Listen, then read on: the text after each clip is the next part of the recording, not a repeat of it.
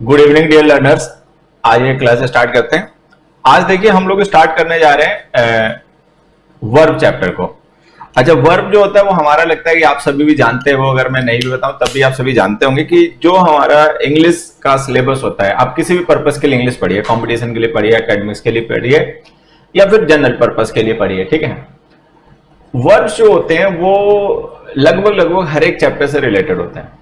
तो वर्ब जो हमारा चैप्टर है, हम इस पे एक सीरीज मतलब स्टार्ट करना चाह रहे हैं कि इस बैच में हम आगे आने वाले चैप्टर्स जो हैं वो कहीं ना कहीं वर्ब से रिलेटेड ही होंगे। तो अभी जो हमारी क्लास है इसके पीछे हमने ये रखा है कि सबसे पहले एक बार हम वर्ब के टाइप समझ लें, क्योंकि वर्ब का जो कैटेगराइजेशन होता है अगर वो एक बार हमें क्लियर हो तो वर्ब के जो कॉन्सेप्ट होते हैं वो थोड़ा समझने बाकी के मुकाबले, ठीक है, इजी हो जाते हैं, ठीक है। हाँ, राम राम बच्चों, सबको गुड इवनिंग। गुड इवनिंग बेटा लोग, सबको गुड इवनिंग। तो देखिए, पहले तो मैं एक दो आपको बेसिक बातें बता दूं जिससे आपको थोड़ा सा फोकस बना रहेगा। क्या कि जो हम वर्ब्स पढ़ते हैं, ठीक है, वर्ब्स जो होती हैं वो टेंस चैप्टर में, कंडीशनल में, मूड में, वॉइस में, वॉइस होता है ना एक्टिव पैसिव वॉइस, तो नॉन फाइनाइट वर्ब्स में,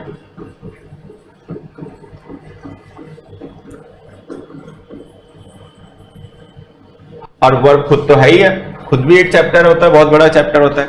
तो जो वर्ब चैप्टर है इसके जो कॉन्सेप्ट्स होते हैं, इसके जो बेसिक्स होते हैं, इसके जो टाइप्स होते हैं, उनकी लगभग जरूरत हमें इन सारे चैप्टर्स में पड़ती है। जब हम वॉइस पढ़ते हैं, एक्टिव पैसिव या नॉन फाइनाइट वर्ब्स पढ़ते हैं, या मूड या कंडीशनल या टेंस पढ़ते हैं, या फिर वर्ब चैप्टर ही जैसे पढ़ते हैं, वर्ब भी बड़ा चैप्टर होता है।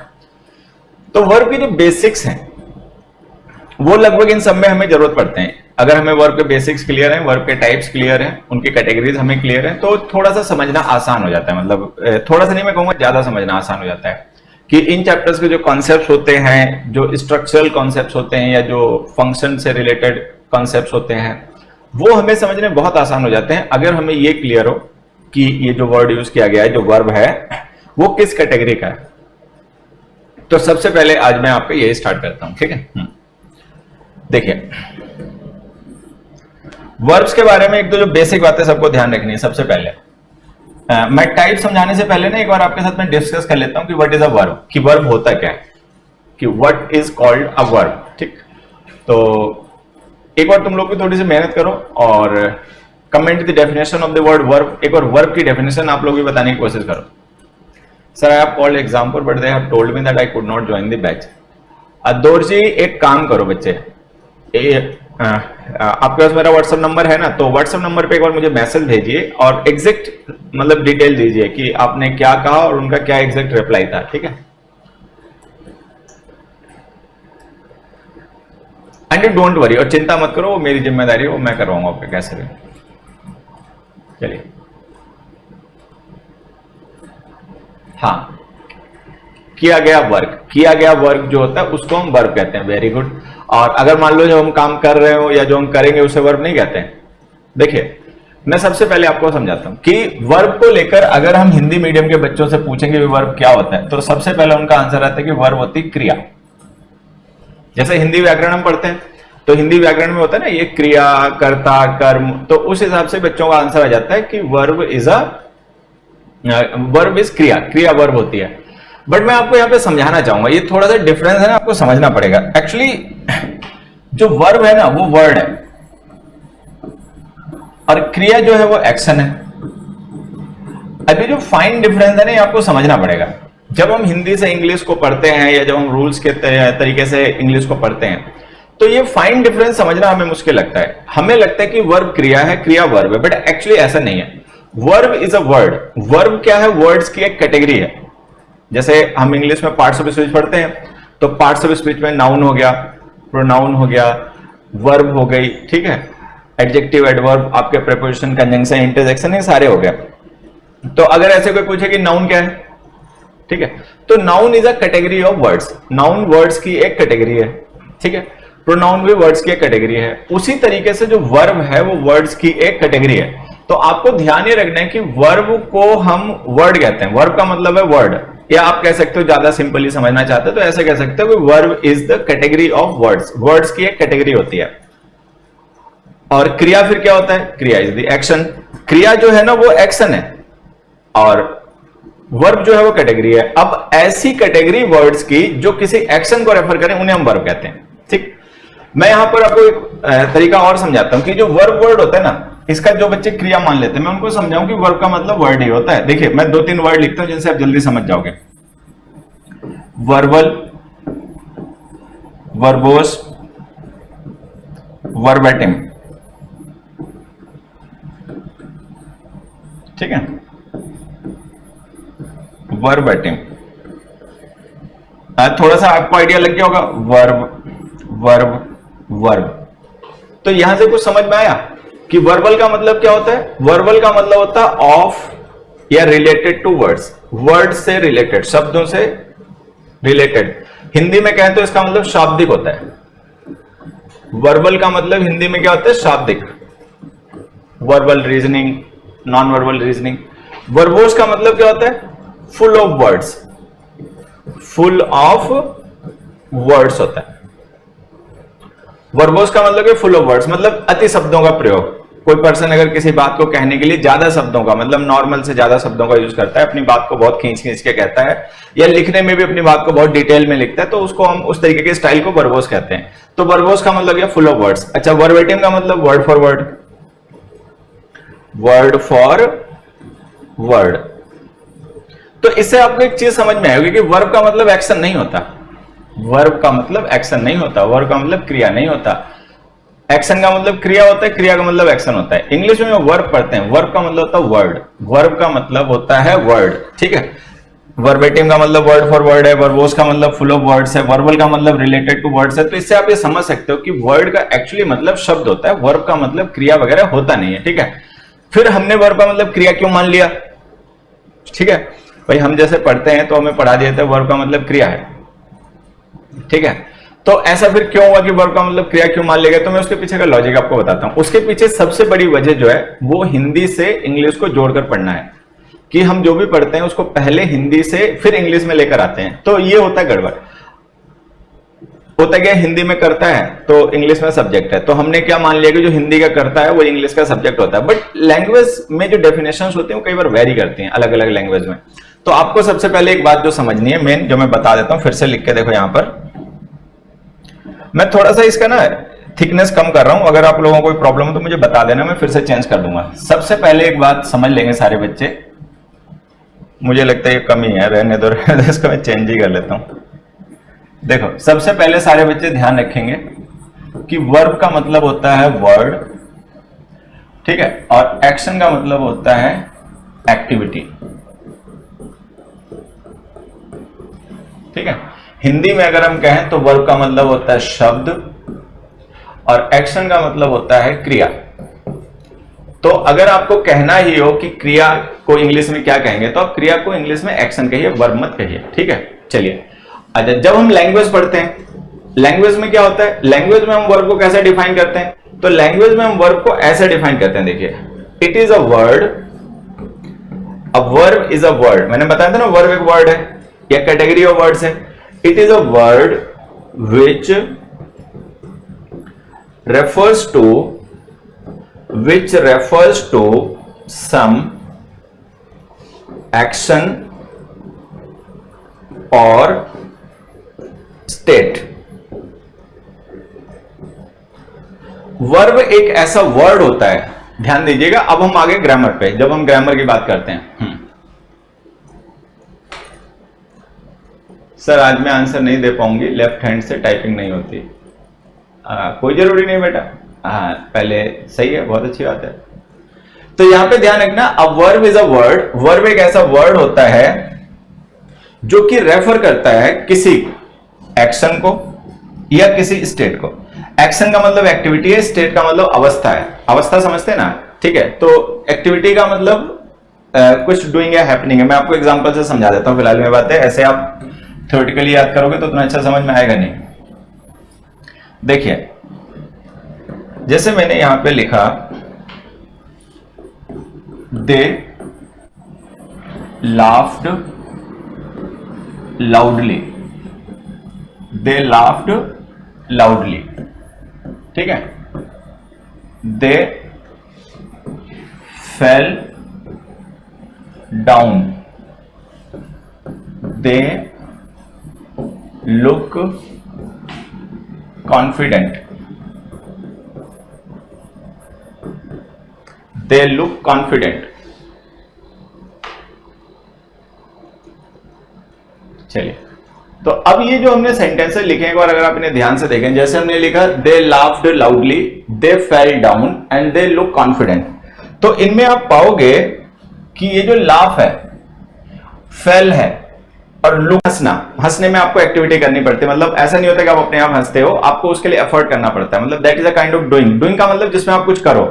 अच्छा, फेल डाउन गिर जाना, इसमें आप कुछ कर नहीं रहे हो, ये आपके साथ हुई घटना है, ये आपके साथ हुई घटना है, ये घटना आपने की है और ये आपके साथ हुई घटना है, तो ये हैपनिंग है। अब देखो होता क्या है कि जब हम कुछ करते हैं या जब कुछ अपने आप हो जाता है तो ये एक्टिविटीज होती हैं। अगर हमने कुछ किया तो ये एक एक्टिविटी है। जैसे मान लीजिए मैं लिख रहा हूं, तो लिखना एक एक्टिविटी हो गई जो मैं कर रहा हूं, ठीक है। और मैं लिख रहा था और वो पेज फट गया, अपने आप ही फट गया, मैंने नहीं उसको पढ़ा, अपने आप फट गया, तो ये भी एक एक्टिविटी है। बट वो एक्टिविटी अपने आप हुई एक्टिविटी है, लिखने वाली एक्टिविटी मैं कर रहा था। तो कुछ एक्टिविटीज ऐसी होती हैं जिनमें कोई डूअर इन्वॉल्व होता है, जो उस एक्टिविटी को कर रहा होता है, परफॉर्मर होता है, परफॉर्मर उस एक्टिविटी को परफॉर्म करता है। तो ऐसी एक्टिविटीज जो होती है ना, इनकी कैटेगरी होती है doing, doing category. Doing category का मतलब हो गया जिनमें कोई डूअर है जो उस एक्टिविटी को परफॉर्म कर रहा है। फिर कुछ एक्टिविटीज हमारे आसपास में ऐसी होती हैं जिनमें कोई एक्सप्लिसिट डूअर नहीं होता, मतलब जिसमें कोई ऑब्वियस डूअर नहीं होता, वो घटनाएं अपने आप हुई होती हैं, ठीक है। इन एक्टिविटीज को हम कहते हैं हैपनिंग। हैपनिंग का मतलब उसमें कोई डूअर नहीं है, कोई डायरेक्ट डूअर इन्वॉल्व नहीं है उस एक्टिविटी में, कोई परफॉर्मर इन्वॉल्व नहीं है उस एक्टिविटी में, वो अपने आप हुई घटना है, तो वो हैपनिंग है। तो चाहे वो हैपनिंग हो चाहे वो डूइंग हो, ये दोनों ही एक्शन है, ये दोनों ही एक्टिविटी है और ये दोनों ही एक्शन है। तो लाफ जो एक डूइंग है, जिसमें एक डूअर होता है, एक परफॉर्मर होता है जो लाफ करने का काम करता है, ये एक एक्टिविटी है। किसी का गिर जाना वो भी एक एक्टिविटी है। कोई पर्सन अपने आप गिर गया जिसमें कोई डूअर नहीं है, किसी पर्सन ने हंसा जो कि वो डूअर हो गया जो हंस रहा था, तो ये दोनों ही एक्टिविटीज हैं। तो एक्टिविटीज को हम बेसिकली दो कैटेगरीज में कैटेगराइज कर देते हैं। एक ऐसी एक्टिविटी जिसमें कोई डूअर परफॉर्मर है जो उस एक्टिविटी को परफॉर्म कर रहा है, और एक ऐसी एक्टिविटी जिसमें कोई मतलब एक्सप्लिसिट या कोई ऑब्वियस डूअर नहीं है जो उस एक्टिविटी को परफॉर्म कर रहा हो, बट वो एक्टिविटी अपने आप होगी, ठीक है। तो ये हैपनिंग हो गया। तो हैपनिंग या डूइंग जो है ये एक्शन होते हैं। तो कोई भी ऐसा वर्ड जो किसी डूइंग को या किसी हैपनिंग को एक्सप्रेस कर रहा है, वो एक एक्शन को एक्सप्रेस कर रहा है और वो वर्ब है। तो ऐसे वर्ड जो किसी एक्शन को रेफर करें वो वर्ब है। यहां तक क्लियर? नेक्स्ट में ये दे लुक कॉन्फिडेंट। अब आप लुक में देखोगे ना, तो बहुत सा बच्चा होता है वो लुक का मतलब मानता है देखना। बहुत सा बच्चा होता है वो ये मानता है कि लुक का मतलब है देखना। मैं आपको बता देता हूं, लुक का मतलब देखना नहीं होता बच्चे, लुक का मतलब दिखाई देना होता है। जैसे मैंने लिखा मोहन लुक्स हैप्पी, अगर मैं ये लिख दूं मोहन लुक्स हैप्पी, तो इसमें जो लुक वर्ब है ना वो किसी एक्टिविटी को रेफर नहीं कर रही। लुक का मतलब यहाँ पे ये नहीं कि मोहन किसी चीज को देख रहा है, यहाँ पे मोहन की स्टेट डिस्क्राइब कर रहे हैं कि वो किस स्टेट में है। हैप्पी है, अनहैप्पी है, सैड है, सॉरोफुल है, एक्साइटेड है, नर्वस है, एंग्जायस है, कैसा है। तो यहाँ पे आप देखोगे जो लुक वर्ड है ना, ये किसी एक्शन को रेफर नहीं कर रहा है। ये लुक क्या कर रहा है वर्ड, ये जो कॉन्फिडेंट स्टेट है ना पर्सन की, उसे डिस्क्राइब कर रहा है कि ये जो दे हैं, ये जो पर्सन है वो कॉन्फिडेंट है। तो कॉन्फिडेंट होना क्या है, उनकी स्टेट है। तो यहां पर हम लुक का यूज कर रहे हैं इस पर्सन की स्टेट को रेफर करने के लिए। तो ये जो लुक वर्ब है ना, ये किस चीज को रेफर कर रही है, ये रेफर कर रही है स्टेट को। तो कुल मिला के आपको ध्यान ये रखना है कि जो वर्ब्स होती हैं, वर्ब्स का बेसिक फंक्शन यही होता है कि इधर दे रेफर टू इधर सम एक्टिविटी और सम स्टेट। या तो वो एक्टिविटीज को रेफर करती हैं या वो स्टेट्स को रेफर करती हैं। एक्टिविटी में डूइंग और हैपनिंग दोनों इंक्लूडेड होती हैं, ये ध्यान रखना है, ठीक है। उसके बाद में अभी बाकी और भी परतें खुलेंगी, धीरे धीरे और लेयर्स अभी हटेंगी, लेकिन ये शुरुआत है, ठीक है। चलिए, जब ये वर्ब की डेफिनेशन क्लियर हो गई, a verb is a word which refers to some action और स्टेट। वर्ब एक ऐसा वर्ड होता है जो किसी एक्शन को या किसी स्टेट को रेफर करे। एक्शन का मतलब क्या होता है, ठीक है, स्टेट का मतलब क्या होता है, ये यहां से समझ लीजिए। आगे बढ़ते हैं, अब हम पढ़ते हैं categories. Categories of verbs, verbs की कैटेगरीज, कि वर्ब्स को किस किस तरीके से कैटेगराइज किया जा सकता है, वर्ब्स को कितनी कैटेगरीज में बांटा जा सकता है, कितने टाइप्स होते हैं वर्ब्स के। तो देखिए मैं आपको बताऊं, वर्ब्स के टाइप बहुत होते हैं। बहुत का मतलब आप ये मान के चलिए 25-30, ठीक है, 25-30 तो होते हैं, 25-30 टाइप वर्ब्स के होते हैं। लेकिन एक जब आप कंपटीशन के लिए इंग्लिश पढ़ते हैं या किसी पर्पज के लिए इंग्लिश पढ़ते हैं कंपटीशन वगैरह के लिए, तो वहां पे कुछ टाइप वर्ब्स के जो होते हैं वो बहुत इंपॉर्टेंट होते हैं, मतलब 12-13 के आसपास होते हैं, जो आपको क्लियर होने ही चाहिए। अगर वो आपको क्लियर नहीं होंगे तो इंग्लिश के बहुत से ऐसे कॉन्सेप्ट्स हैं जो लोगों को समझ में आ जाते हैं, वो आपको समझ भी नहीं आएंगे, आपको याद करने पड़ेंगे। ठीक है, चलिए अब मैं आपको बताता हूं। देखिए वर्ब्स की कैटेगरीज। वर्ब्स को हम कैटेगराइज करते हैं सबसे पहले 2 ग्रुप्स में। शुरुआत यहां से होती है वर्ब्स की कैटेगरीज की। एक फाइनाइट वर्ब्स और एक नॉन फाइनाइट वर्ब्स। फिर से समझ लीजिए, वर्ब्स को जो सबसे बेसिक कैटेगराइजेशन है, जैसे जो वर्ब्स होती हैं, जब हम वर्ब्स का सबसे बेसिक कैटेगराइजेशन करते हैं तो वर्ब्स की 2 कैटेगरीज होती हैं, एक फाइनाइट और एक non finite. Finite non finite में बेसिक डिफरेंसेस मैं आपको समझा देता हूं, एक बार में समझ लीजिएगा। फाइनाइट का मतलब लिमिट होता है। फाइनाइट का मतलब बेसिकली लिमिट होता है। फाइनाइट का मतलब होता है जिसको कोई चीज लिमिट कर दे, जिसकी कोई चीज सीमा निर्धारित कर दे कि इतना ही कर सकते हो, इससे ज्यादा नहीं कर सकते हो, ऐसे ही रहना पड़ेगा, वैसे नहीं कर सकते, वगैरह वगैरह। ठीक है, तो फाइनाइट और नॉन फाइनाइट 2 तरीके की वर्ब्स होती हैं। आप फाइनाइट वर्ब्स को मेन वर्ब्स भी मान सकते हो, मतलब हम लोग बोलचाल में फाइनाइट वर्ब्स को मेन वर्ब्स भी कह देते हैं, मेन वर्ब्स। ठीक, अब इनको मैं प्रैक्टिकली आपको डिफरेंस समझाता हूं एग्जांपल्स की मदद से। देखिए एक बार, फाइनाइट और नॉन फाइनाइट में डिफरेंस समझना। Writing is beautiful. ये एक्चुअल में ये जो यहाँ पर जो आज मैं सॉफ्टवेयर यूज करके आपको पढ़ा रहा हूँ ना, इस पे थोड़ी सी राइटिंग अच्छी आ जाती है। और दूसरा जो मैं सॉफ्टवेयर यूज करता हूँ, जब पीपीटी पे वगैरह पे पढ़ा रहा होता हूँ, ठीक है, वो सॉफ्टवेयर इतनी अच्छी राइटिंग मतलब इंप्रेशन आता नहीं है उसका, उसके टूल्स उतने अच्छे हैं नहीं। ठीक है, चलिए अब यहाँ पे फाइनाइट और नॉन फाइनाइट वर्ब में सबसे पहले मैं आपको देखो डिफरेंस बता देता हूँ। फाइनाइट नॉन फाइनाइट में डिफरेंस ये होता है कि फाइनाइट वर्ब्स वो होती हैं जो सेंटेंस में मेन वर्ब के अकॉर्डिंग, मतलब जिन्हें हम मेन वर्ब कहते हैं, और ये सेंटेंस में यूज होती है टेंस और सब्जेक्ट के नंबर के according. Non finite verb sentence की ऐसी वर्ब्स होती हैं जो कि सेंटेंस में मेन वर्ब का रोल प्ले नहीं करती, मेन वर्ब का रोल प्ले नहीं करती। जैसे मैं एग्जांपल से समझाता हूं। देखो, हमने एक सेंटेंस लिखा, कमल was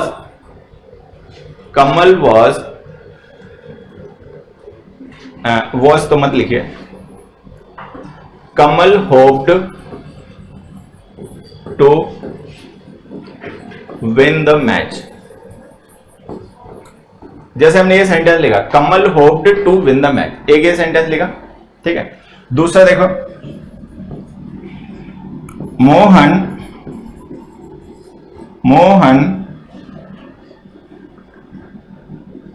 objected to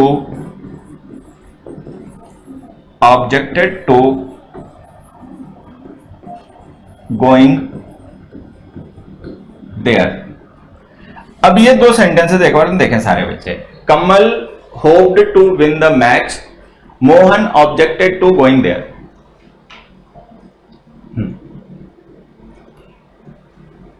good evening भैया, लेट नहीं हो जाते गुड इवनिंग में तुम लोग?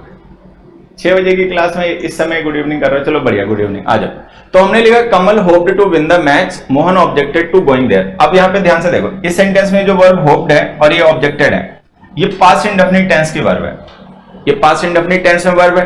तो सेंटेंस की ऐसी वर्ब्स जिनको हम टेंस एक्सप्रेस करने के लिए यूज करते हैं, ठीक है, सब्जेक्ट के नंबर के अकॉर्डिंग और टेंस के अकॉर्डिंग यूज करते हैं, इन्हें हम कहते हैं फाइनाइट वर्ब्स। तो फाइनाइट वर्ब आपके सेंटेंस की मेन वर्ब होती है, आप उसको सब्जेक्ट के नंबर के अकॉर्डिंग और टेंस के अकॉर्डिंग यूज करते हो, ये फाइनाइट वर्ब की पहचान होती है। उसकी सबसे बड़ी पहचान तो ये होती है कि सेंटेंस की मेन वर्ब होती है, बस। कि फाइनाइट वर्ब जो होती है वो सेंटेंस की, तुम लोग जो कमेंट वगैरह करते रहते हो, हाँ ठीक है, चलो। तो ये जो फाइनाइट वर्ब्स होती है एक्चुअल में इनकी सबसे बड़ी पहचान तो ये होती है कि सेंटेंस की मेन वर्ब होती है, दैट इज एनफ, वो इनके लिए काफी है।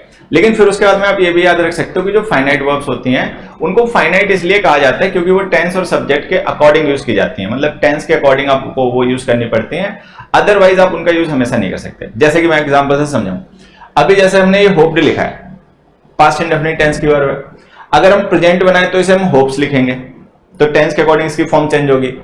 अगर हम यहाँ पे कमल हटा दें सब्जेक्ट और कोई प्लूरल सब्जेक्ट लिख दें, मान लो हम दे लिख दें, तो फिर हमें इसको होप लिखना पड़ेगा प्रेजेंट टेंस में।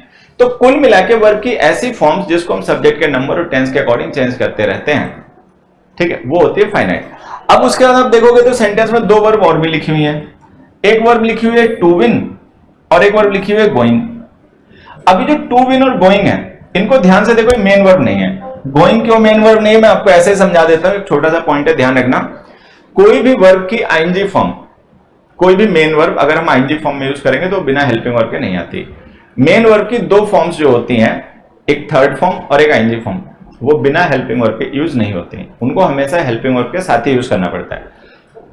तो अगर मान लीजिए कोई ऐसा कोई सेंटेंस आपको मिल जाए जिसमें कोई वर्ब की आईएनजी फॉर्म लिखी हो या कोई थर्ड फॉर्म लिखी हो और उसके बाद हेल्पिंग वर्ब ना लिखी हो, तो आप समझ जाइएगा कि मेन वर्ब नहीं है, नॉन फाइनाइट वर्ब है। ठीक है, तो ये जो हमने गोइंग लिखी ना, मेन वर्ब तो है नहीं, ये नॉन फाइनाइट वर्ब हो गए। टू विन जो हमने लिखा ये भी मेन वर्ब नहीं है, क्योंकि ये जो टू हम पार्टिकल यूज करते हैं ना, मेन वर्ब के साथ नहीं होता है, इन्फिनिटिव के साथ यूज होता है। ठीक है, तो ये जो टू विन और गोइंग है ये मेन वर्ब नहीं है। अब हमें समझना है कि अगर ये मेन वर्ब नहीं है, ठीक है, तो इनका सेंटेंस में फंक्शन क्या है भाई। अगर ये मेन वर्ब नहीं है और है वर्ब की फॉर्म, तो फिर ये सेंटेंस में कर क्या रही है, तो मैं आपको बताता हूं। नॉन फाइनाइट वर्ब्स जो होती हैं ये सेंटेंस में या तो नाउन्स का या मॉडिफायर्स का फंक्शन करती हैं। नॉन फाइनाइट वर्ब्स जो होती हैं वो सेंटेंस में या तो नाउन्स या मॉडिफायर्स के तरीके से या मॉडिफायर्स के रोल में यूज की जाती हैं। जैसे कि एक एग्जांपल से समझना, हमने लिखा Kamal hoped what did he hope, क्या होप किया कमल ने, तो उसका रिप्लाई लिखा टू विन। तो ये जो टू विन है ना, वो इस होप वर्ब का ऑब्जेक्ट है। ऑब्जेक्ट का मतलब ये नाउन है। Kamal hoped what did he hope, तो व्हाट का रिप्लाई आ गया टू विन। तो टू विन क्या हो गया, होप वर्ब का ऑब्जेक्ट हो गया। ऑब्जेक्ट हमें पता है नाउन या प्रोनाउन होते हैं, तो जो टू विन हमने वर्ब यूज किया ना, ये वर्ब यहाँ पे नाउन का काम कर रही है। ठीक है, अच्छा, अब यहाँ पे गोइंग को देखना, ये क्या कर रहा है। जैसे हमने लिखा मोहन ऑब्जेक्टेड टू, मोहन ने ऑब्जेक्ट किया to what, Mohan object to what, ये टू प्रेपोजिशन हो गई, तो टू व्हाट। तो यहां पे ये जो गोइंग है ना, ये इस टू प्रेपोजिशन का ऑब्जेक्ट है। तो ये जो गोइंग है ये भी ऑब्जेक्ट है और वो टू विन है वो भी ऑब्जेक्ट है। वो ऑब्जेक्ट है वर्ब का, ये ऑब्जेक्ट है प्रेपोजिशन का। तो ये जो गोइंग और टू विन दोनों वर्ब है, आप ध्यान से देखो, दोनों ही नाउन का काम कर रही हैं, क्योंकि ये इन सेंटेंसेस में ऑब्जेक्ट्स हैं। तो नॉन फाइनाइट वर्ब्स जो होती हैं वो सेंटेंस में या तो नाउन का या मॉडिफायर्स का फंक्शन करती हैं। मतलब उनका फंक्शन या तो नाउन्स का होता है या मॉडिफायर्स का होता है, ये ध्यान रखना है। ठीक है, एक छोटी सी बात मैं आपको और बता दूं कि जो नॉन फाइनाइट वर्ब्स होती हैं इनको हम सेमी वर्ब्स मान सकते हैं। आप इनको कह सकते हो ये सेमी वर्ब्स होती हैं, सेमी वर्ब्स। सेमी का मतलब बेटा हाफ होता है। सेमी वर्ब्स का मतलब ये हो गया कि ये ऐसी वर्ब्स होती हैं जिनमें वर्ब्स के भी एट्रीब्यूट होते हैं। मेन वर्ब का काम तो ये सेंटेंस में करती नहीं है, ठीक है, लेकिन ये मेन वर्ब तो सेंटेंस में नहीं होती, लेकिन ये वर्ब का भी फीचर करती है। मतलब इनमें वर्ब के भी एट्रीब्यूट्स होते हैं। जैसे कि एग्जांपल से समझना, हमने लिखा मोहन ऑब्जेक्टेड टू गोइंग। अब ये गोइंग जो है यहाँ पे टू प्रेपोजिशन का ऑब्जेक्ट है, तो ये नाउन है, लेकिन ध्यान से देखो हमने इसके बाद में एडवर्ब भी लिख रखा देयर।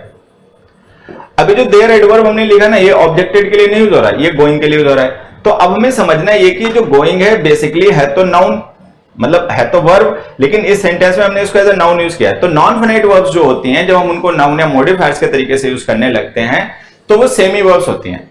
सेमी वर्ब्स का मतलब ये होता है कि वो सब्जेक्ट या वो वर्ब्स के भी एट्रीब्यूट्स को कैरी करती हैं। ठीक है, एक मिनट बच्चों, मुझे रुकना, एक जरूरी कॉल।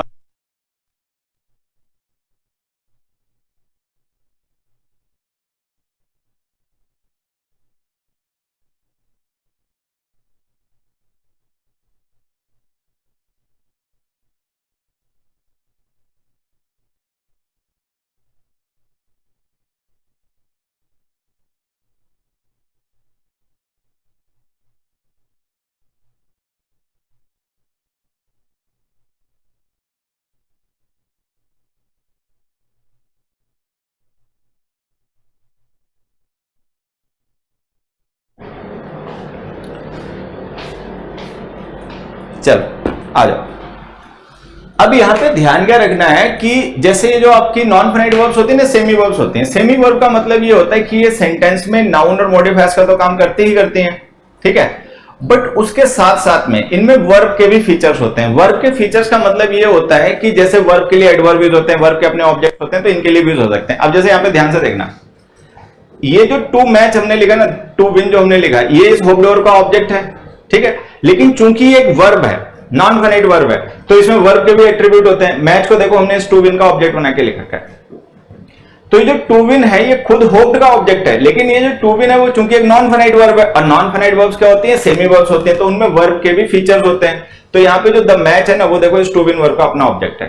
तो कुल मिला के ध्यान रखना है कि जो नॉन फाइनाइट वर्ब्स होती हैं वो सेमी वर्ब्स होती हैं। सेमी वर्ब्स का मतलब होता है हाफ वर्ब्स होती हैं, आधी वर्ब होती हैं और आधा फंक्शन उनका सेंटेंस में कुछ और होता है। तो सेंटेंस में भले ही हम उनको मॉडिफायर्स के तरीके से या नाउन के तरीके से यूज करें, ठीक है, लेकिन उनमें वर्ब के भी फीचर होते हैं। वर्ब के फीचर होने का मतलब ये होता है कि हम उनके लिए एडवर्ब यूज कर सकते हैं, ठीक है, हम उनकी एक्टिव पैसिव फॉर्म्स यूज कर सकते हैं, हम उनके लिए सब्जेक्ट या ऑब्जेक्ट भी यूज कर सकते हैं। तो कुल मिला के वर्ब की एक तो बेसिक कैटेगराइजेशन हो गया फाइनाइट वर्ब और दूसरा हो गया नॉन फाइनाइट वर्ब्स, जो सेंटेंस में मेन वर्ब का काम करती हैं, ठीक है। ऐसी वर्ब्स जो होती हैं वो होती हैं फाइनाइट वर्ब्स, उनको हम टेंस के अकॉर्डिंग और सब्जेक्ट के नंबर के अकॉर्डिंग यूज करते हैं। लेकिन सेंटेंस में लिखी गई ऐसी वर्ब्स जो सब्जेक्ट के टेंस के अकॉर्डिंग नहीं यूज होती हैं और जो सेंटेंस में नाउन का या मॉडिफायर्स का फंक्शन करती हैं, उनको हम कहते हैं नॉन फाइनाइट वर्ब्स, ठीक है। अब हम क्या कर रहे हैं, यहां से दो हमारे पार्ट हो जाएंगे, एक फाइनाइट का हो जाएगा, एक नॉन फाइनाइट का हो जाएगा। सबसे पहले मैं फाइनाइट वर्ब्स के एट्रीब्यूट्स आपको समझाऊंगा और फिर उसके बाद में नॉन फाइनाइट वर्ब्स पे आएंगे। चलो आगे बढ़ते हैं। तो फाइनाइट नॉन फाइनाइट से हम आगे बढ़े और थोड़ा सा आगे फाइनाइट वर्ब्स पे, ठीक है। फाइनाइट वर्ब्स, अब देखिए जो फाइनाइट वर्ब्स होती हैं इनको हम कैटेगराइज करते हैं दो ग्रुप्स में, एक ऑक्सिलरी वर्ब्स, एक ऑक्सिलरी वर्ब्स और दूसरी लेक्सिकल वर्ब्स। देखो ये ऐसे टर्म्स हैं जो मैं कभी कभार यूज करता हूं, मैं अपनी नॉर्मल टीचिंग में इन टर्म्स का यूज करता नहीं हूं बेसिकली, ठीक है, लेकिन कंफ्यूज मत होना। ये जो ऑक्सिलरीज होती है इनका मतलब होता है हेल्पिंग वर्ब, ऑक्सिलरी का मतलब होता है बेटा हेल्पिंग वर्ब, और लेक्सिकल का मतलब होता है एक्शन वर्ब। एक्शन वर्ब वो जो एक्टिविटी को रेफर करे, ठीक है। तो आप देखोगे कि जो हमारी फाइनाइट वर्ब्स होती हैं, ठीक है, ये दो तरीके की होती हैं। दो तरीके की कैसी होती हैं, दो तरीके की वर्ब्स होती हैं, ठीक है। एक तो होती हैं आपकी मेन वर्ब्स, ठीक है, और एक होती हैं आपकी हेल्पिंग वर्ब्स। तो हेल्पिंग वर्ब्स और मेन वर्ब्स दो तरीके की होती हैं। हेल्पिंग वर्ब्स को हम ऑक्सिलरी वर्ब्स भी कहते हैं, ठीक है। और मेरे फोन में साइकिल हो रहा है, पढ़ाई कर लो, ठीक है। तो लेक्सिकल वर्ब्स और आपकी ऑक्सिलरी वर्ब्स, ये दो तरीके की वर्ब्स होते हैं। इनमें ध्यान ये रखना है आपको, ठीक है, कि जो लेक्सिकल वर्ब्स होती हैं ये मेन वर्ब्स होती हैं, ये वो वर्ब्स होते हैं जो एक्चुअली में सेंटेंस में मीनिंग कन्वे करती हैं। जैसे मैं एग्जांपल से समझाता हूं, एक एग्जांपल से समझना। हमने एक सेंटेंस लिखा, Kamal has posted the letter, Kamal has posted the letter, जैसे हमने ये सेंटेंस लिखा, ठीक है, Kamal has posted the letter. तो इसमें जो हैज है ना ये हेल्पिंग वर्ब है और पोस्टेड जो है ये मेन वर्ब है, ठीक। हैज जो है ये हेल्पिंग वर्ब है और पोस्टेड जो है ये मेन वर्ब है, ऐसे।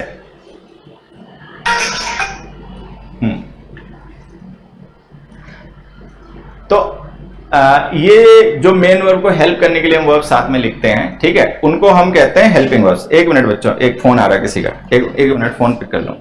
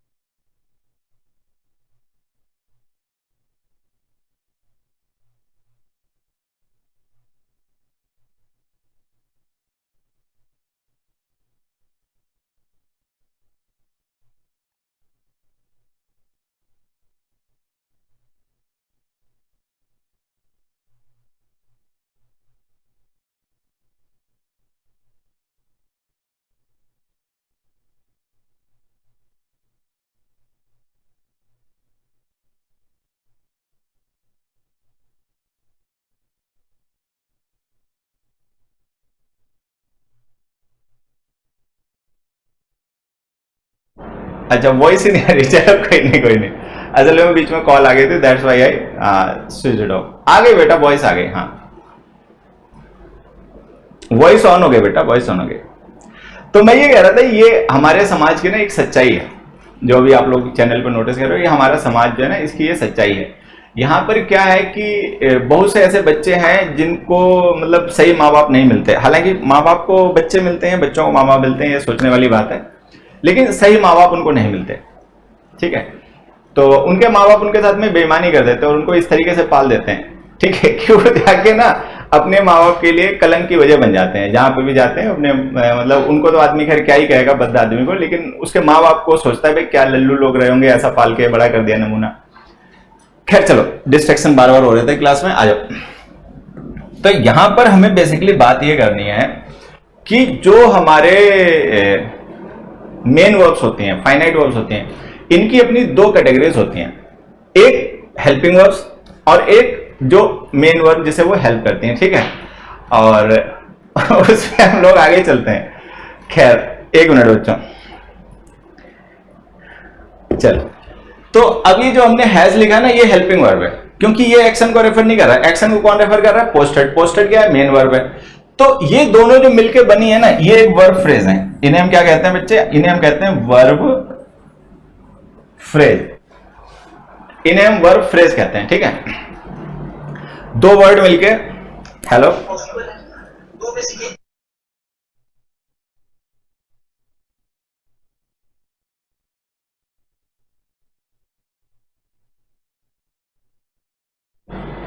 चलो। तो ये जो हमारी मेन वर्ब्स होती हैं, ये हेल्पिंग वर्ब और मेन वर्ब दो में कैटेगराइज हो जाती हैं। थोड़ा सा आगे हम बार बार बढ़ नहीं पा रहे किसी वजह से, लेकिन चलो अब आगे बढ़ते हैं। ऐसे नमूने कहां जाएगा ये देश? बनना हम चाह रहे हैं अमेरिका। लल्लू ऐसे हमारे देश में घूम रहे हैं पगले। माँ बाप की गलती और दूसरे बेचारे भुगत रहे। देखिए, खैर तो आगे बढ़ते हैं। ये जो ऑक्सिलरी हमने वर्ब्स लिखे ना, ये दो तरीके की होती हैं। एक प्राइमरी ऑक्सिलरीज, ठीक है, और एक मॉडल ऑक्सिलरीज। सारे बच्चे फिर से समझ लीजिए, इनको भी मिटाते हैं, इनको बाद में डिस्कस करेंगे। तो यहां से सबको ध्यान ये रखना है कि हमारी जो ऑक्सिलरीज होती हैं, जिन्हें हम हेल्पिंग वर्ब्स कहते हैं, ये दो तरीके की होती हैं। एक प्राइमरी ऑक्सिलरीज होती हैं और एक मॉडल ऑक्सिलरीज होती हैं। मतलब हेल्पिंग वर्ब्स आप बेसिकली मान के चल सकते हो कि दो तरीके की होती हैं। प्राइमरी ऑक्सिलरीज जो होती हैं, इनका यूज हम मेन वर्ब के साथ में करते हैं to express tense. Main verb के साथ में इनका यूज किया जाता है टेंस को एक्सप्रेस करने के लिए। मॉडल ऑक्सिलरीज जो होती हैं, इनका यूज किया जाता है मेन वर्ब के साथ में स्पीकर की इंटेंशन को एक्सप्रेस करने के लिए, ठीक है। तो दो तरीके की हमारी हेल्पिंग वर्ब्स होती हैं, एक प्राइमरी ऑक्सिलरीज, ठीक है, एक प्राइमरी ऑक्सिलरीज होती हैं और एक होती हैं आपकी क्या नाम ये मॉडल ऑक्सिलरीज। मॉडल ऑक्सिलरीज का हम मेन वर्ब के साथ में यूज करते हैं ये बताने के लिए कि उस एक्शन को लेकर स्पीकर की अपनी सोच क्या है, ठीक है। इतनी ये मेहनत से तो पढ़ाई में करे ना, तो अपना और अपने माँ बाप का नाम कर दे, लेकिन वहां नहीं इसका दिमाग चलेगा, ठीक है। खैर चलो आ जाओ। तो हम ये कह रहे थे कि जो हमारी हेल्पिंग वर्ब्स होती हैं दो तरीके की होती हैं, एक प्राइमरी और एक मॉडल। प्राइमरी ऑक्सिलरीज का हम यूज मेन वर्ब के साथ में करते हैं टेंस एक्सप्रेस करने के लिए, मतलब टेंस को एक्सप्रेस करने के लिए। और मॉडल ऑक्सिलरीज का यूज हम किसी वर्ब के साथ में तब करते हैं जब हमें यह बताना हो कि उस एक्शन को लेकर जो हमारा स्पीकर है, जो उस चीज को लिख रहा है, ठीक है, उसका अपना ओपिनियन क्या है, कि वो उस एक्शन को किसी की कैपेबिलिटी मांगता है, या वो उस एक्शन को किसी के लिए परमिशन मांगता है, या वो उस एक्शन को किसी के लिए एक पॉसिबिलिटी मांगता है। तो मॉडल्स जो होते हैं वो बेसिकली इंटेंशंस एक्सप्रेस करते हैं कि किसी एक्शन को लेकर हमारा इंटेंशन क्या है, हमारी सोच क्या है। क्या है ये जो प्राइमरी ऑक्सिलरीज होती हैं, अगर मैं इनको आपको शॉर्ट में समझाऊं, प्राइमरी ऑक्सिलरीज इंग्लिश में तीन होती हैं। एक काम करते हैं बेटा, यहां नहीं, इस पे लिखते हैं। प्राइमरी ऑक्सिलरीज जो होती हैं, सारे बच्चे ध्यान रखेंगे, प्राइमरी ऑक्सिलरीज जो होती हैं ये तीन होती हैं। प्राइमरी ऑक्सिलरीज जो होती हैं इंग्लिश में, ये तीन होती हैं। एक होती हैं बी और उसकी फॉर्म्स, एक होती है डू और उसकी फॉर्म्स, एक होती है हैव और उसकी फॉर्म्स। बी, डू, हैव, ये तीनों जो हमारी ऑक्सिलरीज हैं, ये हमारी ऐसी ऑक्सिलरीज हैं जिनको हम टेंस एक्सप्रेस करने के लिए मेन वर्ब के साथ में लिखते हैं। मैं यहां पे लिख भी देता हूं कि प्राइमरी ऑक्सिलरीज का यूज किया जाता है मेन वर्ब के साथ में टेंस को एक्सप्रेस करने के लिए। अब देखो, बी की जो फॉर्म्स होती हैं, इनका यूज हम करते हैं मेन वर्ब के साथ में कॉन्टिन्यूअस टेंस को एक्सप्रेस करने के लिए। डू की फॉर्म्स का यूज हम करते हैं मेन वर्ब के साथ में इंडेफिनिट टेंस को एक्सप्रेस करने के लिए, और हैव की फॉर्म्स का यूज हम करते हैं मेन वर्ब्स के साथ में परफेक्ट टेंस को एक्सप्रेस करने के लिए। ठीक है। बी की फॉर्म्स क्या होती हैं तुम जानते होगे, is, am, are, was, were, been, being, और ये बी खुद भी, उसको भी मैं लास्ट में लिख देता हूं। ये होती है बी की फॉर्म्स। डू की फॉर्म्स क्या होती हैं, डू, डज, डिड, और देखो वैसे होती तो डन भी है, मतलब मैं ब्रैकेट में लिख देता हूं डन। बस ध्यान ये रखना कि डन जो है ना, डन और डूइंग दो होती हैं। होती तो डन और डूइंग भी है, लेकिन डन और डूइंग में क्या होता है कि वो हेल्पिंग वर्ब नहीं होती, वो मैं उनको ब्रैकेट में लिख देता हूं डन एंड डूइंग। तो जो डन और डूइंग होती है ना, ये हेल्पिंग वर्ब का काम नहीं करती, वैसे ये ध्यान रखना। हेल्पिंग और डू की दो ही फॉर्म, तीन ही फॉर्म्स होती हैं, डू, डज, डिड। तो मतलब डू की तीन ही फॉर्म्स होती हैं, डू, डज, डिड, जो कि हेल्पिंग वर्ब का काम करती हैं। बाकी जो डन और डूइंग है वो हेल्पिंग वर्ब का काम नहीं करती हैं, लेकिन वो होती है डू की फॉर्म है, वो मेन वर्ब के तरीके से यूज होती हैं। हैव की फॉर्म्स जानते होगे, हैव, हैज, हैड, हैविंग, ये हैव की फॉर्म्स होती हैं। तो ये हमारी प्राइमरी ऑक्सिलरीज हैं। प्राइमरी ऑक्सिलरीज जो होती हैं तीन होती हैं, एक बी, एक डू और एक हैव। इन हेल्पिंग वर्ब्स का यूज हम मेन वर्ब के साथ में टेंस एक्सप्रेस करने के लिए करते हैं। बी की फॉर्म्स का यूज हम मेन वर्ब के साथ में कॉन्टिन्यूअस टेंस एक्सप्रेस करने के लिए करते हैं। डू की फॉर्म्स का यूज इंडेफिनिट टेंस एक्सप्रेस करने के लिए करते हैं। हैव की फॉर्म्स का यूज परफेक्ट टेंस एक्सप्रेस करने के लिए करते हैं। एक इसमें चीज अगर तुम देखोगे ध्यान से तो आएगा समझ में कि हमने परफेक्ट कॉन्टिन्यूअस टेंस के लिए कोई हेल्पिंग वर्ब नहीं लिखी। कॉन्टिन्यूअस टेंसेस की हेल्पिंग वर्ब ये हो गई, इंडेफिनिट टेंसेस की हेल्पिंग वर्ब ये हो गई, परफेक्ट टेंसेस की हेल्पिंग वर्ब ये हो गई, परफेक्ट कॉन्टिन्यूअस टेंसेस की हेल्पिंग वर्ब नहीं लिखी। तो ध्यान रखना, परफेक्ट कॉन्टिन्यूअस टेंस में ना दो हेल्पिंग वर्ब लिखनी पड़ती हैं। परफेक्शन शो करने के लिए हैव की फॉर्म और कॉन्टिन्यूटी शो करने के लिए बी की फॉर्म। तो कुल मिला के जो परफेक्ट कॉन्टिन्यूअस टेंसेस होते हैं उनमें दो हेल्पिंग वर्ब यूज होती हैं, एक हैव की फॉर्म और एक बी की फॉर्म। तो कुल मिला के प्राइमरी ऑक्सिलरीज तीन होती हैं, बी, डू, हैव। इनके बारे में एक आधी स्पेशल बात जो मैं आपको बताना चाहता हूं वो ये है कि हमारी प्राइमरी ऑक्सिलरीज जो होती है ना, इनको हम सेंटेंस में मेन वर्ब्स के तरीके से भी यूज कर सकते हैं। मतलब प्राइमरी ऑक्सिलरीज को सेंटेंस में मेन वर्ब के तरीके से भी यूज किया जा सकता है। एग्जांपल से समझना, जैसे हमने लिखा they did not do any work, they did not do any work. ठीक है। तीसरा, he has had no rest for 2 days। ठीक है। तीसरा, आई एम बीइंग, या आई एम छोड़ो,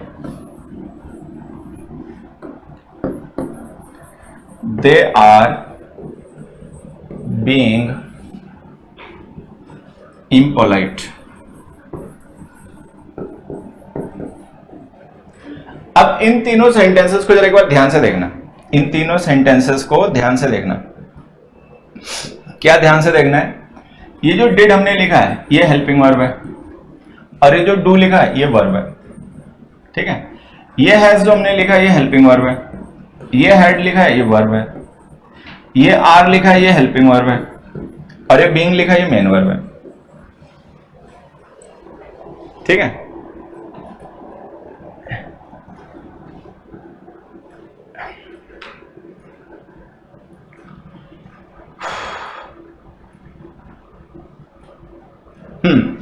तो ये जैसे हमने लिखा ना, did not do any work, has had no rest for 2 days, days लिख लेना बेटा, डे रह गया देखो गलती से। ठीक है। तो अब देखो ये डिड और डू दोनों डू की फॉर्म्स होती हैं, हैज और हैड दोनों हैव की फॉर्म होती हैं, आर बीइंग दोनों बी की फॉर्म होती हैं। तो अब देखो ये बी की फॉर्म हेल्पिंग वर्ब है, ये बी की फॉर्म मेन वर्ब है, ये हैव की फॉर्म हेल्पिंग वर्ब है, ये मेन वर्ब है, ये डू की फॉर्म हेल्पिंग वर्ब है, ये मेन वर्ब है।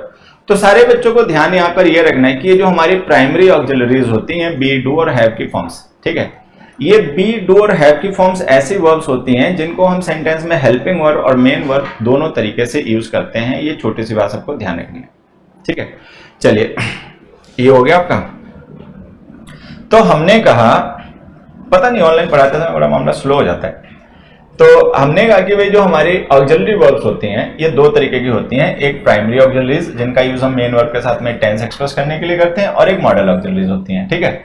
मॉडल ऑक्सिलरीज जो होती है मैं आपको ऐसे बता दूं, डिफरेंट टाइप के इंटेंशंस को एक्सप्रेस करती हैं, ठीक है। जैसे किस तरीके के इंटेंशंस को एक्सप्रेस कर सकती हैं, ये इंटेंशन ऑफ एबिलिटी, ठीक है, intention of permission,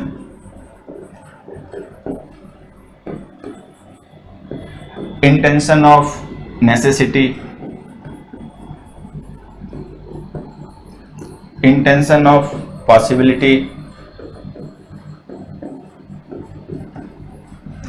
intention of obligation,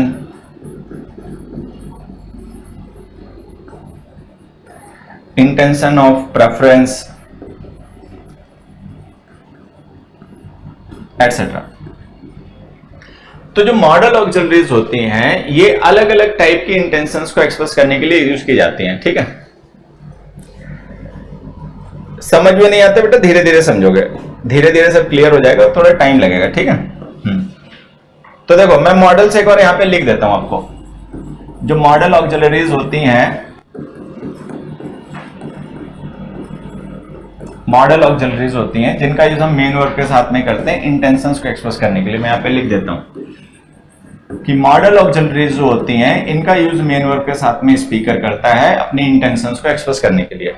तो इंग्लिश में कौन सी मॉडल ऑक्सिलरीज होती हैं, हालांकि तुम लोग जानते भी होगे, लेकिन फिर भी देखो, can, will, shall, must, should, ठीक है, could, would, might, can, will, can, could, will, would हो गया, शैल, शुड हो गया, मस्ट हो गया, ought to, used to, need, dare, etcetera. Etcetera क्यों लिख रहा हूं समझ लेना है। एटसेट्रा इसलिए लिख रहा हूं क्योंकि इसके बाद में भी कुछ होती हैं, इसके बाद में भी कुछ ऐसी मतलब फ्रेजेस होती हैं इंग्लिश में जो मॉडल्स का फंक्शन करती हैं, ठीक है। तो उनको भी हम डिस्कस करेंगे। Can, will, shall, must, should, could, would, might, ought to, used to, need, dare, ये सब मॉडल्स हैं, ठीक है। और एटसेट्रा जरूर लिख देना क्योंकि जब हम इनको पढ़ेंगे ना डिटेल में तब आपको पता चलेगा कि मॉडल्स इसके अलावा भी होते हैं, मतलब there are some other phrases which act like modals, ठीक है, जो मॉडल्स का फंक्शन इंग्लिश में करती है। एक छोटी सी बात जो मैं यहां पर आपको क्लियर कर देना चाहता हूं वो ये है कि मॉडल्स को लेकर हमारे कुछ बच्चे ये मानते हैं कि कैन की सेकंड फॉर्म कुड होता है, विल की सेकंड फॉर्म वुड होता है, शैल की सेकंड फॉर्म शुड होता है, मे की माइट होता है। मैं देखो कहीं लिखा ही नहीं बेटा, एक बार मैं लिख देता हूं। मैं इतना इंपॉर्टेंट मॉडल होता है लिखा ही नहीं, यहां लिख देता हूं, ठीक है। तो कई बार बच्चे ऐसे समझते होंगे कि जो कैन है इसके सेकंड फॉर्म कुड है, तो मैं बता दूं every model is a individual, ठीक है। मॉडल्स एक दूसरे के फॉर्म नहीं होते हैं, सारे मॉडल्स जो है वो सेपरेट डिस्क्रीट यूनिट्स होते हैं, डिस्क्रीट होती हैं, वो एक दूसरे के फॉर्म्स नहीं होती हैं। तो अगर कभी तुम्हें ऐसा लगे कि ये कैन की सेकंड फॉर्म कुड है, मे की सेकंड फॉर्म माइट है, तो ये एक दूसरे की फॉर्म्स नहीं है। ऐसा हो सकता है कि जो फंक्शन कैन करता है वही फंक्शन कुड करता हो, होता भी है, लेकिन वो उसकी फॉर्म नहीं है। जैसे डू की सेकंड फॉर्म डिड है, हैव की सेकंड फॉर्म हैड है, ठीक है, लेकिन कैन की सेकंड फॉर्म कुड नहीं है, मे की सेकंड फॉर्म माइट नहीं है। कैन और कुड दो अलग अलग मॉडल्स हैं, मे और माइट दोनों अलग अलग मॉडल्स हैं, ठीक है, वो एक दूसरे की फॉर्म नहीं है। जैसे बी की सेकंड फॉर्म वॉज और वर है, थर्ड फॉर्म बीन है, लेकिन मे की सेकंड फॉर्म माइट नहीं है, शैल की सेकंड फॉर्म शुड नहीं है। तो ये सारे बच्चों को ध्यान रखना है कि जो मॉडल्स होते हैं वो एक दूसरे की फॉर्म नहीं होते, डिस्क्रीट यूनिट्स होती हैं, सेपरेट यूनिट्स होती हैं, वो एक दूसरे की फॉर्म्स नहीं होते, सबको ध्यान रखना है। ठीक है, चलो यहां तक हम लोग आ गए। तो हमने पढ़ लिया कि वो जो फाइनाइट वर्ब्स होती हैं इनकी दो ब्रॉड कैटेगरीज हो गई, एक ऑक्सिलरीज हो गई और एक लेक्सिकल वर्ब्स हो गई। ऑक्सिलरीज जो होती हैं इनकी दो कैटेगरीज हो गई, एक प्राइमरी हो गई और एक मॉडल हो गई। प्राइमरी और मॉडल के बेसिक जो है वो हमने समझ लिया कि प्राइमरी ऑक्सिलरीज कौन सी होती है, मॉडल ऑक्सिलरीज कौन सी होती है, किस पर्पस के लिए यूज की जाती है, वो हमने सीख लिया। आगे बढ़ते हैं।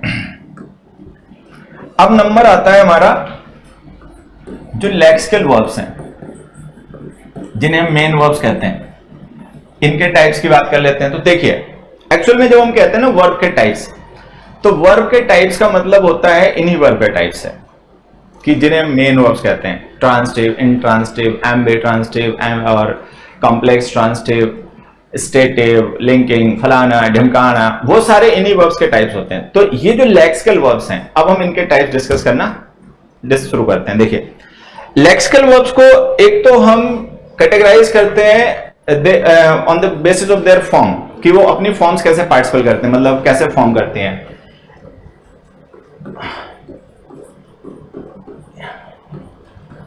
देखिए, जो हमारी वर्ब्स होती हैं इनको हम कई तरीके से कैटेगराइज करते हैं, उनके अलग अलग एट्रीब्यूट्स और फीचर्स के अकॉर्डिंग। एक जो वर्ब्स का कैटेगराइजेशन होता है वो होता है उनकी फॉर्म के अकॉर्डिंग, कि कोई भी वर्ब अपनी फॉर्म किस तरीके से चेंज करती है, मतलब इन्फ्लेक्शन उसमें कैसे होता है। जैसे मैं आपको बताऊं एग्जांपल से, हमने यहां पे एक वर्ब लिखी ड्राइव, ठीक है, और एक हमने वर्ब लिखी है वॉक। ये दोनों वर्ब की बेस फॉर्म है, जो वर्ड उसकी मतलब बेसिक फॉर्म जो होती है उसे हम बेस फॉर्म कहते हैं। तो ये इसकी बेस फॉर्म है या बेसिक फॉर्म है।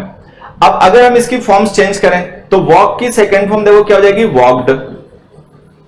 थर्ड फॉर्म क्या हो जाएगी, वॉक्ड, ठीक है। लेकिन अगर हम ड्राइव की सेकेंड फॉर्म देखें तो क्या हो जाएगी, ड्रोव। थर्ड फॉर्म क्या हो जाएगी, ड्रिवन। तो आप देखोगे जो हमारी वर्ब्स होती हैं, जब हम इनकी फॉर्म चेंज करते हैं तो ये दो तरीके की होती हैं। एक तो ऐसी वर्ब्स होती हैं जिनमें आप सिंपल लास्ट में डी, ईडी, टी वगैरह लिख के उनकी सेकंड थर्ड फॉर्म बना लो।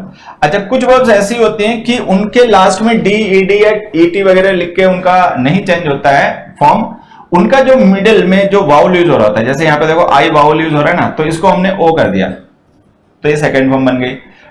आई करके फिर से ई एन एड लास्ट में कर दिया तो ड्रिवन थर्ड फॉर्म बन गई। तो वर्ब्स बेसिकली दो तरीके से यूज की जाती हैं, मतलब वर्ब्स की फॉर्म्स दो तरीके से यूज होती हैं। काफी ज्यादा इंग्लिश में वर्ब्स ऐसी होती हैं जिनकी फॉर्म्स को आप लास्ट में डी या ई डी या टी लिख के चेंज कर लेते हो, ठीक है। एक तो ये कैटेगरी हो गई। फिर कुछ वर्ब्स ऐसी होती हैं जो इस पैटर्न को फॉलो नहीं करती, इससे अलग पैटर्न पे चलती हैं। तो इसके बेसिस पे वर्ब्स की जो दो कैटेगरीज बनती हैं, इन्हें हम कहते हैं रेगुलर और इररेगुलर वर्ब्स। इन्हें हम कहते हैं रेगुलर और इररेगुलर वर्ब्स। इररेगुलर वर्ब्स, अच्छा एक बात ध्यान रखेंगे सारे बच्चे, ये जो रेगुलर वर्ब्स होती है ना, इनका एक और भी नाम होता है। रेगुलर वर्ब्स होती है इनका एक और भी नाम होता है वीक वर्ब्स। वीक वर्ब्स, ठीक है। और जो इररेगुलर वर्ब्स होते हैं इनका एक और नाम होता है स्ट्रॉन्ग वर्ब्स। हो सकता है कभी तुम्हें पढ़ने को मिल जाए, हालांकि उसकी जरूरत पड़ती नहीं है, लेकिन कई बार बच्चा ना अननेसेसरली कंफ्यूज हो जाता है। वो सोचता है सर ने तो रेगुलर इररेगुलर कहा था, यहाँ तो वीक और स्ट्रॉन्ग लिखा हुआ है, तो उसको समझा देते हैं, बात एक ही होती है। अब देखो क्या होती है एक ही बात, कि जो आपकी रेगुलर वर्ब्स होती हैं ये ऐसी वर्ब्स होती हैं कि जिनका हम सेकंड और थर्ड फॉर्म जब बनाते हैं ना, तो डी, ई डी या टी वगैरह ऐड करके बना लेते हैं, बस बन गया उनका सेकंड और थर्ड फॉर्म। तो ये हो गए रेगुलर वर्ब्स। अच्छा, ऐसी वर्ब्स जो इस पैटर्न को फॉलो नहीं करती, ठीक है, don't follow that pattern. That का मतलब ये ऊपर लिखा हुआ है। अच्छा, जो वर्ब्स अपनी फॉर्म चेंज करने में उस पैटर्न का फॉलो नहीं करती, वो सारी होती हैं इररेगुलर वर्ब्स, उन्हें हम कहते हैं स्ट्रॉन्ग वर्ब्स। जिसके भी अंत में ईडी हो वो रेगुलर वर्ब है। खैर मैं कुछ कहूंगा नहीं, ठीक है, मैं कुछ कहूंगा नहीं इसके आगे। हाँ ठीक है, आ जाओ। खैर अब मैं कुछ एग्जांपल देके बातें तुम्हें समझा देता हूं, ध्यान से देखना। जैसे हमने एक वर्ब लिखी, ठीक है, जैसे अभी हमने वॉक लिखी थी, वॉक लिख दें, या जैसे हमने लाफ लिखी थी, लाफ हो गई, या होप हो गई, लाफ हो गई, होप हो गई, ठीक है। या जैसे वॉक है, लाफ है, होप है, और रोड तो खैर नहीं आएगी, वो तो यहां आ जाएगी। ईडी ऐड कर देने से कोई भी ऐसी वर्ब जैसे जिसका सेकंड और वो बन जाए, क्या नाम आपका, ईडी या डी ऐड करके जिसकी सेकंड और थर्ड फॉर्म बन जाए, ठीक है। जैसे स्पेंड है, डी को टी कर दिया, स्पेंड, तो सेकंड फॉर्म भी बन गई, थर्ड फॉर्म भी बन गई, स्पेंड का स्पेंड, स्पेंड कर दिया, थर्ड फॉर्म बन गई, ठीक है। या जैसे हमने लिखा कवर, कवर है, कवर्ड कर दिया, ठीक है। कुल मिला के ध्यान रखना है ऐसी वर्ब्स जिनके लास्ट में डी या ईडी या टी लिख के उनकी सेकंड थर्ड फॉर्म बन जाए, वो सारी की सारी वर्ब्स आपकी रेगुलर होती हैं। अच्छा, इसमें एक छोटी सी बात ध्यान रखनी है कि जैसे इंग्लिश में वर्ब, नाउन, एडजेक्टिव, एडवर्ब, ये ऐसे वर्ड्स हैं जो लगातार ऐड हो रहे हैं, जो लगातार ऐड हो रहे हैं, ठीक है। तो अब इंग्लिश में जितनी भी नई वर्ब्स बनती हैं, अब जितनी भी इंग्लिश में नई वर्ब्स बनती हैं वो सारी ही रेगुलर होती हैं। सारे बच्चों को ध्यान रखना है, ठीक है। जितनी भी अब इंग्लिश में नई वर्ब्स ऐड हो रही हैं वो सारी की सारी वर्ब्स रेगुलर होती हैं। जैसे एग्जांपल से समझना, जैसे हमने लिखा जेरोक्स, ठीक है, जेरोक्स। अब जब तक फोटोकॉपी की मशीन नहीं आई थी, ठीक है, तब तक हमें नहीं लगता जेरोक्स वर्ब एग्जाम यूज होता रहा होगा, तब तक जेरोक्स नहीं यूज होता था। जेरोक्स वर्ब का यूज होना कब शुरू हुआ, जब फोटोकॉपी की मशीन आ गई, ठीक है। तो ये इंग्लिश में नई यूज हुई वर्ब है, मतलब नई ऐड हुई वर्ब है, ये पुराने समय से इंग्लिश में नहीं आ रही है। तो ऐसी वर्ब्स जो अब इंग्लिश में नई नई ऐड हो रही हैं वो सारी ही रेगुलर होती हैं। जैसे मैं आपको एग्जांपल से बताऊं, हमने यहां पे एक वर्ब लिखी गूगल,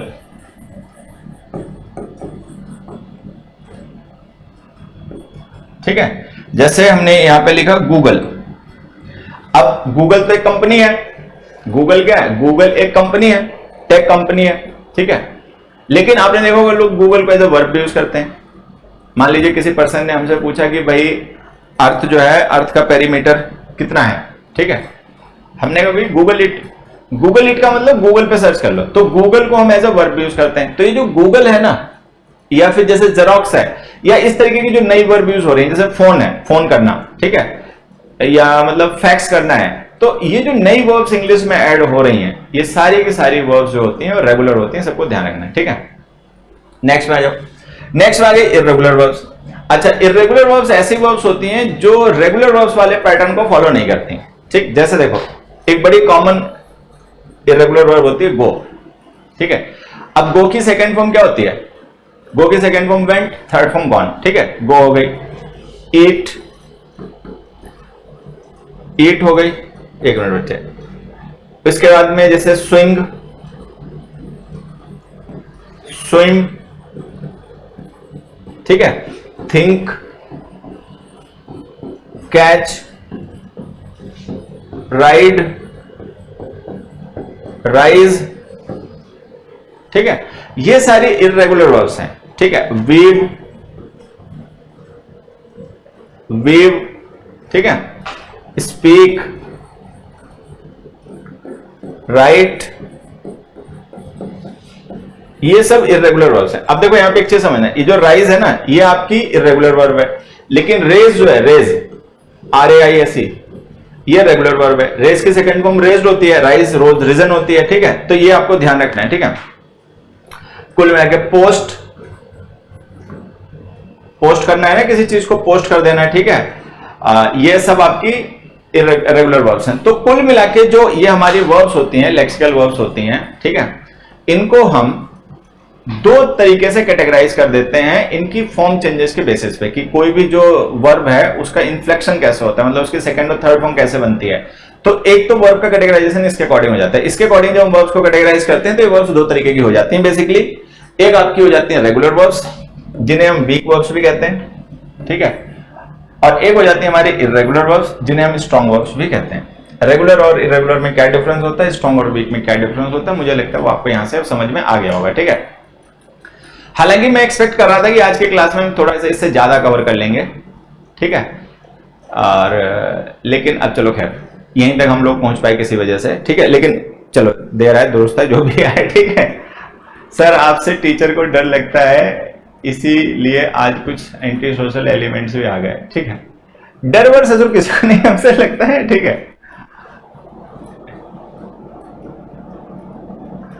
हाँ नहीं, नाराज कुछ नहीं।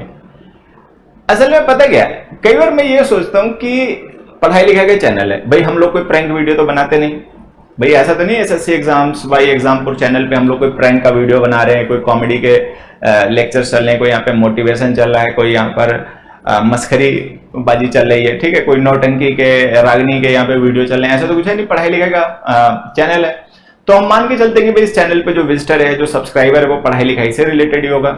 फिर ये भी मान के चलते हैं कि जो पढ़ने लिखने वाले होते हैं उनमें थोड़ा शऊर होता है, थोड़ा ढंग होता है, ठीक है, उनमें सेंस होता है। लेकिन जब ऐसे कमेंट देखते हैं, ये देखो लगे पड़े, जब इनके कमेंट देखते हैं तो सोचते हैं सर ये देश कहां जा रहा है, ठीक है, इस देश का होगा क्या। ये पढ़ने वालों की हालत है, तो नहीं पढ़ने वाले तो क्या कर रहे होंगे भाई। पढ़ने लिखने वालों में सेंस नहीं है, समझ नहीं है, अकल बैल बुद्धि है बिल्कुल, ठीक है। तो इनकी ये हालत है जब पढ़ने वालों की, तो जो प्रैंक वाले वीडियोस पे बच्चे होते होंगे, या जो प्रैंक वाले चैनल्स पे होते होंगे, या जो पढ़ाई लिखाई के चैनल्स नहीं उन पे जो बच्चे होते हैं, वहां की क्या हालत होगी, हम ये सोचते हैं। लेकिन खैर फिर मन को तसल्ली यही देनी पड़ती है, भैया ऑनलाइन में ऐसे ही होता है, ठीक है। तभी वो एक बच्चा था, वो मेरे से एक बार बड़ा नाराज शायद हो गया होगा, हालांकि उसके शब्दों से ऐसा नहीं लगा, लेकिन जो उसने एक दो बार अपने कमेंट को रिपीट किया तो मुझे लगा कि वो नाराज हो गया होगा। वो कह रहा था कि सर आप ना ऑनलाइन वाले बच्चों की बुराई करते हो। अरे भाई, मैं जो देखता हूं ना वो कहता हूं। आप मजाल है मेरी क्लास में कोई बच्चा ऑफलाइन में ऐसी बात करके, बात छोड़ो बोल के दिखा दे, आपस में बोलते तक नहीं। अगर 3 घंटे की क्लास है, 3 घंटे चुपचाप बैठ के पढ़ते हैं, आपस में बात करना तक अलाउ नहीं होता है, वो गजब रिजल्ट देते हैं, ठीक है। वो 6 महीने तैयारी करते हैं और 1 साल पूरे होने से पहले, या मतलब 1 साल के आसपास में वो अपनी जॉब भी ले लेते हैं, सेट हो जाते हैं, ठीक। बट अभी क्या है, कोरोना है, ये नाटकबाजी है, ऑफलाइन सेंटर्स बंद हैं, तो हम भी इस समय ऑनलाइन पढ़ा रहे हैं। अदरवाइज तो हमें तो मतलब पसंद ही नहीं है। लेकिन फिर अभी जब हाल में पढ़ाना शुरू किया तो पता चला कि नहीं, लल्लू तो हैं ही, खैर ऑनलाइन में बहुत ज्यादा बच्चे, लेकिन शऊर के बच्चे भी हैं, बहुत सीरियस बच्चे भी हैं, ऐसे भी बहुत बच्चे हैं जो वास्तव में सीखना चाहते हैं, समझना चाहते हैं। उनको बेचारों को मौका नहीं मिल पाता कि वो, या मतलब उनके पास रिसोर्सेज नहीं होते कि वो जाके दिल्ली में या मुखर्जी नगर में ऐसी वैसी जगह पे जाके मतलब पढ़ पाए। तो फिर उनको यही सहारा होता है कि भाई ऑनलाइन ही पढ़ना पड़ता है। तो जब हमने ऑनलाइन अभी कुछ रिसेंटली पढ़ाना शुरू किया ज्यादा यूट्यूब पर, वैसे तो मैं ऑनलाइन तो मैं 2017 से पढ़ा रहा हूँ, ठीक है, लेकिन मैं केवल अपने ऐप पर ही पढ़ाता था, ठीक है। मैं ये यूट्यूब चैनल फलाना ढिमकाना है, इन पे ज्यादा मैं जोश नहीं दिखाता।